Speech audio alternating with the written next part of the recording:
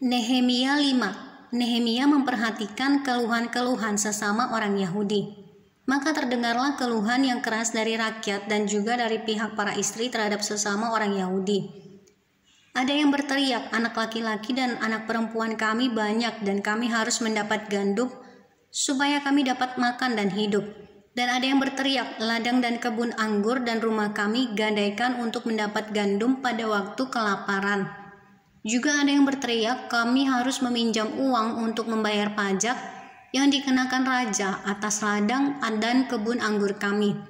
Sekarang walaupun kami ini sedarah sedaging dengan saudara-saudara sebangsa kami dan anak-anak kami sama dengan anak-anak mereka, namun kami terpaksa membiarkan anak-anak lelaki dan anak-anak perempuan kami menjadi budak, dan sudah beberapa anak perempuan kami harus membiarkan diri dimiliki orang. Kami tidak dapat berbuat apa-apa karena ladang dan kebun anggur kami sudah di tangan orang lain. Maka sangat marahlah aku ketika aku dengar keluhan mereka dan berita-berita itu. Setelah berpikir masak-masak, aku menggugat para pemuka dan para penguasa. Kataku kepada mereka, masing-masing kamu telah makan riba dari saudara-saudaramu. Lalu kau adakan terhadap mereka suatu sidang jemaah yang besar. Berkatalah aku kepada mereka, kami selalu berusaha sedapat-dapatnya untuk menebus sesama orang Yahudi yang dijual kepada bangsa-bangsa lain.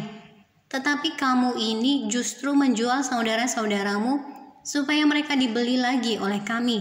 Mereka berdiam diri karena tidak dapat membantah.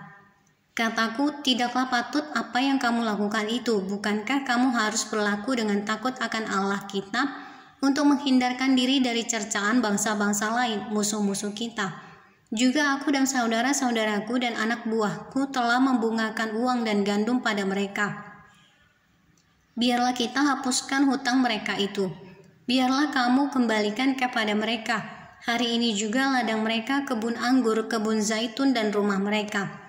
Pula hapuskanlah hutang mereka, yakni uang serta gandum, anggur, dan minyak yang kamu tagih daripada mereka. Berkatalah mereka, itu akan kami kembalikan dan kami tidak akan menuntut apa-apa dari mereka. Kami akan lakukan tepat seperti yang engkau perintahkan. Lalu aku memanggil para imam dan menyuruh mereka bersumpah bahwa mereka akan menepati janji mereka.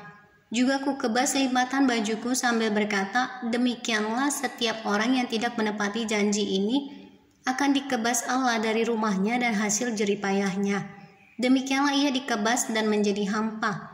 Dan seluruh jemaah berkata, amin. Lalu memuji-muji Tuhan, maka rakyat berbuat sesuai dengan janji itu. Sikap Nehemia yang tidak mencari untung. Sikap Nehemia yang tidak mencari keuntungan.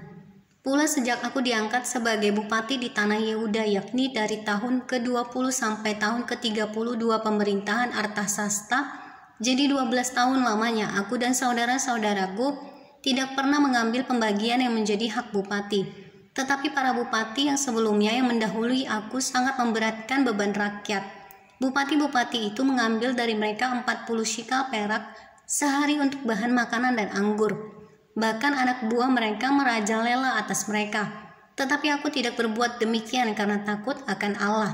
Aku pun memulai pekerjaan tembok itu walaupun aku tidak memperoleh ladang. Dan semua anak buahku dikumpulkan di sana khusus untuk pekerjaan itu. Duduk pada mejaku orang-orang Yahudi dan para penguasa.